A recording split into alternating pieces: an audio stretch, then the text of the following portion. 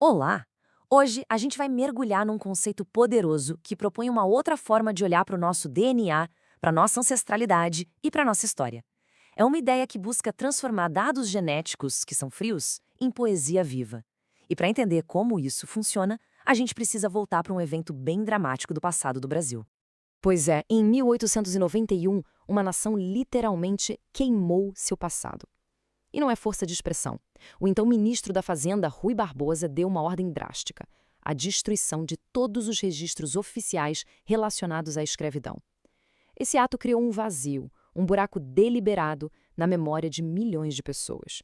E veja bem, essa destruição não foi só um ato administrativo, de queimar papéis velhos.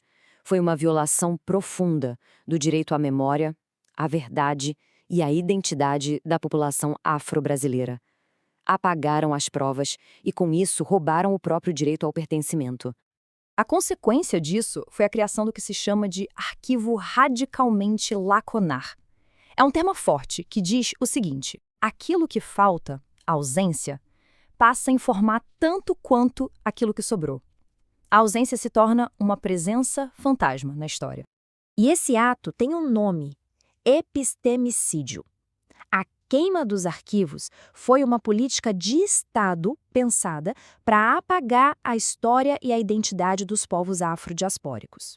É uma destruição sistemática das suas formas de saber e de lembrar. E essa destruição física tinha um objetivo ideológico muito claro: o branqueamento. A ideia era reforçar a superioridade branca, como a norma, estilhaçando identidades negras e criando, como a Lélia Gonzalez descreve, o tal desejo de embranquecer. Agora, vamos dar um salto no tempo, direto para os nossos dias. Hoje, a tecnologia parece oferecer uma solução quase mágica para esse apagamento histórico: os testes comerciais de ancestralidade por DNA. Esses testes aparecem como a resposta moderna, a resposta lógica para descendentes da diáspora africana que buscam desesperadamente recuperar suas raízes. Mas, será que a resposta é tão simples assim?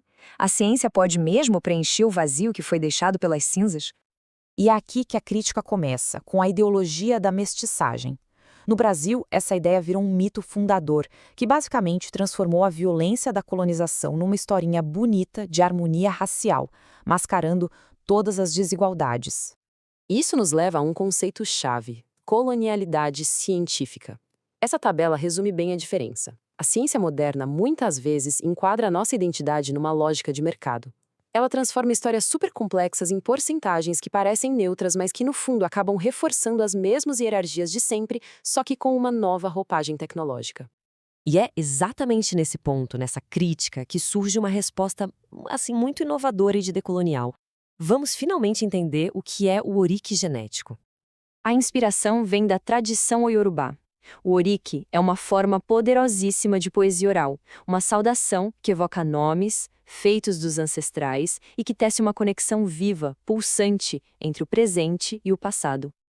Então, o orique genético é basicamente isso: uma prática de ressignificação. Ele pega aqueles dados genéticos e, em vez de ler com estatística pura, traduz para uma linguagem de memória, de resistência. É um ato criativo que tira a genética do campo do comércio e a leva para o campo da cultura. O processo é fascinante. Começa sim com laudo genético, mas não para por aí. As porcentagens são relidas não como um destino, mas como marcas da história, como cicatrizes. A partir daí, se cria uma narrativa poética, um orique, que é então compartilhado como memória coletiva. Ok, vamos ver na prática como isso funciona. Vamos analisar dois exemplos reais de laudos genéticos. Olha só este primeiro caso, uma maioria europeia, 63%. Uma leitura padrão, superficial, reforçaria aquele projeto de branqueamento. Mas a proposta do Eric Genético é outra. É reler esses números não como uma celebração, mas como cicatrizes genômicas, marcas da violência histórica que produziu essa mistura. Agora, vamos para um segundo caso com uma maioria africana bem expressiva. Mesmo aqui, um olhar ainda colonial poderia dar mais valor aos 20% europeus. O orique genético faz o contrário. Ele recentraliza a narrativa. Esses 72% de ancestralidade africana deixam de ser uma estatística para se tornarem um canto de resistência bioancestral. Então, a virada de chave é essa. O corpo deixa de ser um recipiente de porcentagens para se transformar num arquivo vivo. Ele passa a ser o lugar de uma inscrição simbólica que carrega traços de ancestralidade, saberes de cura e muita resistência. Certo, mas qual é o impacto real disso? Bom, não se trata só de arte ou de poesia. O ourique genético se coloca como um dispositivo para a gente alcançar um outro tipo de justiça, a justiça simbólica. E os potenciais são enormes. Ele confronta de frente o epistemicídio, ele propõe descolonizar a biotecnologia tirando ela do campo só comercial, e ele oferece um caminho para a reparação simbólica, fortalecendo a identidade de comunidades que tiveram suas histórias negadas por tanto tempo. Mas é claro, é fundamental ter um olhar equilibrado. A prática não está livre de paradoxos. Existe o risco de cair num essencialismo genético, sabe? De achar que o DNA define tudo. Tem também a dependência das próprias empresas que ela critica. E talvez o mais importante, reparação simbólica é uma coisa, mas ela não substitui de jeito nenhum políticas públicas de reparação material e jurídica. E para fechar, essa análise nos leva de volta a Frantz Fanon. O ourique genético parece operar exatamente nessa zona de não ser, nesse espaço vazio deixado pelo trauma colonial. Ele se torna uma ferramenta para um autêntico ressurgimento, permitindo que se construa uma nova história a partir dos fragmentos de um passado que foi apagado de propósito. E tudo isso nos deixa com uma reflexão final, uma provocação. O ourique genético nos convida a pensar na ancestralidade não como números fixos, mas como uma narrativa em constante construção. Então fica a pergunta no ar. Se a ancestralidade de uma pessoa é muito mais do que dados, que história ela realmente conta?